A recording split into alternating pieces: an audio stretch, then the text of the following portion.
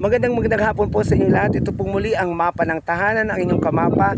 Mama na Papa nagsasabing ang araw pong ito ay medyo pinagpala tayo sapagkat nandito tayo sa kabukiran na yan, farmlands. Dito po sa Barangay Kabuluan, Benguet, Abra. So, nandito hawak-hawak ko yung kalunay. Sa English po nito ay spinach. Mainam na mainam ito sa ating kalusugan. Ayan, napakarami po. Ayan o. Hi naman guys! Ayan yung mga kasama kong mamaya kapanayamay natin sila. Ito pong kalunay, ayan, spinach yan. Napakamasustansya po yan. At talagang malinamnam ang magiging lutong gulay kasama ang sahog na ito. Ayan. Yan po. Tinatanggal po rin ang tinik ng konti upang hindi tayo matinik. Siyempre pag kinain natin. So napakamalinamnam nito. Ayan. Meron ding asparagus. Ayan. Mga inuulam ng mga foreigner or dayuhan. Ayan po mga bago pa lang silang nakatanim, napakarami po niyan doon. So ang may-ari po yung former kapitan natin na naglilingkod pa rin ngayon. Ayun siya. Asa na? Ayun, si Sir Regunton. Say hi naman Sir Regunton. Ayan, ang masipag po na dating kapitan at naglilingkod pa rin ngayon, kagawad. First kagawad ng barangay dito sa atin. Ayan. So napakaganda po rito. Ito pa, eggplant. So nag-harvest tayo. Ayun. Yan, tignan natin yung talong. Yan guys Wow, fresh na fresh, sariwang-sariwa. Namumulaklak pa yan. So kunin na natin to mga to. So may kasama po ako doon.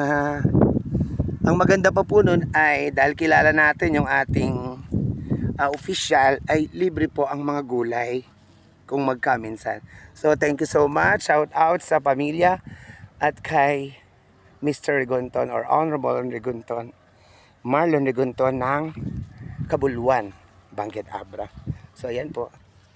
Wow. So marami pa rin pong mga andun. Tara doon tayo sa mga hayupan. Hindi lamang po mga kagulayan, kundi meron din po tayong mga hayop dito. At tara, teka lang, yung first lady nandito. Ma'am, what are you doing?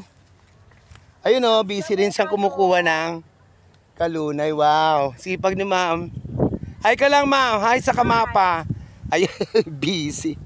Yan guys, tara, tignan natin yung iba't ibang uri ng hayop na alaga. So mainam po, yan po ang kapakinabangan ng kalikasan natin. Even sa ating mga bukirin, meron tayong mga alaga, kapakinabangan. Ito, mapalad sila rito dahil meron silang sistema ng patubig. Ayan. Kung sakaling tagtuyot, naiiwasan po ang drought. Or tagtuyot lalo na pag El Niño. Ayan.